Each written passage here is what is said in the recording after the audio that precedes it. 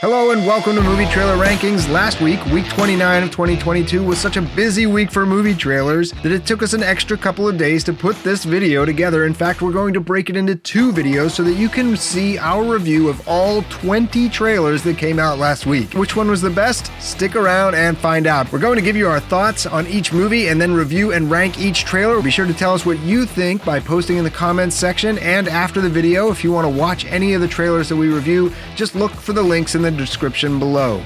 Are you ready? Let's get started. I want a man that makes my blood run cold. A man that every time he enters my crypt, it's like a stake through my dead black heart. Coming in at number 20 is Rob Zombie's The Munsters, and this is a movie to kick off a remake, I guess. And so it looks like they had fun making this. That's great. If you like The Munsters and you like Rob Zombie, this will be for you. If not, it looks like a hard pass. They are leaning into the low budget feel as far as the trailer goes, but it's really not helping them. It's just hurting them. This is low scores across the board. It's going to come in at 4.4 out of 10. That's going to make it number 20.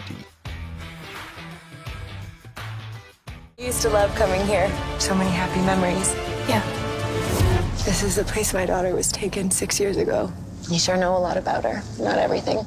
Next up is Sinister Switch, and what can we say about this movie other than we've just got zero interest in seeing it. It's about a kidnapped girl who returns home after 6 years, and only for the parents to find out that it's not the same girl that they thought they had lost. And you know what? Just watch the trailer. They show the entire movie. It answers every question that it asks, scoring really low on narrative here, really low on impact. We're going to give this a 4.6 out of 10. It's going to make it number 19 for the week.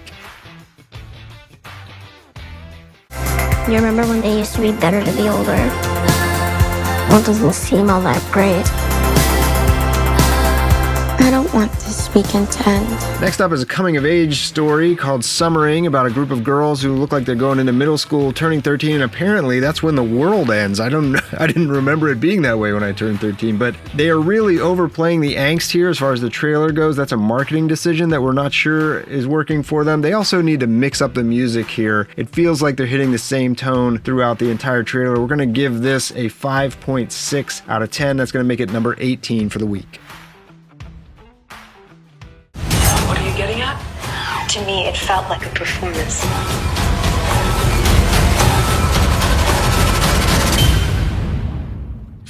Next up is Orphan First Kill, and is it weird to have two movies, both about girls being kidnapped, then return to their parents, and not be the same girl that was kidnapped in the same week to have two trailers? That's weird. Anyway, this one is a little bit better than Sinister Switch, though the lead does seem a little silly instead of creepy the way that I think that they're going for. As far as the trailer goes, what can we say? It's kind of weak, but it does have a good, strong third act, complete with some solid sound design. So we're going to give it a 6.5 out of 10. That's going to make it number 17 for the week. Jordan, what are you doing? I'm staying safe. Really? Because it looks like you're grabbing a meat cleaver to go look for my boyfriend. Next up is Bodies, Bodies, Bodies, and this movie looks a little dark in more ways than one. In particular, the picture's pretty dark, so it's kind of hard to see what's going on. As far as the trailer goes, this is being billed as a comedy, but it really looks like a straight-up horror movie. Why is that? We think it's some of the decisions that they're making on the marketing side of the trailer. So we're going to give it sort of poor scores for that. We can't quite tell what's going on here. We're going to give it a 6.7 out of 10. That gives it number 16 for the week. Look, guys. Nick's in the study working. What is this, Clue? He's killing Colonel Mustard with the lead pipe?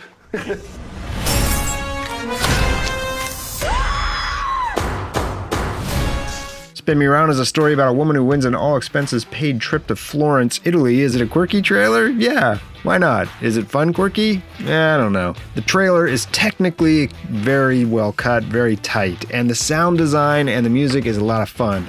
But on the narrative side, it's just a little too vague to really get us hooked. So we're going to give this trailer a 6.8 out of 10. That's going to make it number 15 for the week. How was your idea, guys? It spoke to me, and then it was just less and less, you know? If there's something you want to communicate. The Silent Twins is a real-life story about a pair of identical twins who refuse to communicate with anyone other than each other. This looks like it could be an interesting movie, but a rental. As far as the trailer goes, it feels like it's actually 2 trailers in one, and it feels like it's 2 trailers for 2 movies. The first half is really cut in a thriller kind of pace, and then the other is sort of a biopic with some real quirky visuals. So again, it's hard to tell a little bit of what's going on here. It'd be nice if it felt a little bit more cohesive. We could really follow what's going on. We're going to give this a 6.8 out of 10. It's going to make it number 14 for the week. There's a bidding war for my book. I don't want people reading about my life. This is our lives. After Ever Happy is the 4th installment in the young adult After franchise. So if you're a fan of those, you're probably going to watch this movie even without this trailer. And I have to say, after watching this trailer, man, these kids look awfully young to be doing these adult things. Maybe I'm just getting old. As far as the trailer goes, it's slick, it's engaging, but I gotta say, the conflict is like super boring. It's just about him publishing his book, and if that's not what the movie's about, they should have downplayed that in the trailer, so that's sort of a marketing decision. We're going to give this trailer a 6.9 out of 10, and it's gonna get number 13 for the week. We gotta keep it together till I get back up my feet. This isn't what we agreed to. Let's just get through this. Purple Hearts is a story about a couple who get married just for the military benefits, and then, surprise, they end up falling in love. This movie looks like it is just wall-to-wall drama, yet somehow with no drama. I don't know, it just sort of looks like all of the tension is easily resolved. As far as the trailer goes, it's got a good use of the narrative here. They are actually laying things out really well, and the music is really good too. Both of those things elevate this trailer. We're going to give it a 7 out of 10. That's going to make it number 12 for the week. Wouldn't be saying that kind of stuff about my This wife. got nothing to do with me. Whatever magic you think you're gonna get back. Don't talk about my wife! I talk about her any damn way I want to! Get Away If You Can is a story about a couple who can't stand each other and decide to get on a sailboat until somebody ends up dead, or at least that's what this movie appears to be. It looks like a hard pass from us, except we love Ed Harris, so now we're interested. As far as the trailer goes, it is hitting the thriller genre beats really hard. They really could use more character development here, though, to let us know who these characters are and to actually give us a reason to care about them. So we're going to give this trailer a 7.1 out of 10, and that's going to bring it in number 11 for the week. And that's going to do it for part 1 of our Week 29 review. We've got another video on the way. You want to see the top 10 trailers? You want to see which one made it to number 1? Click on this link right here. As always, thanks for watching, and we'll see you next time.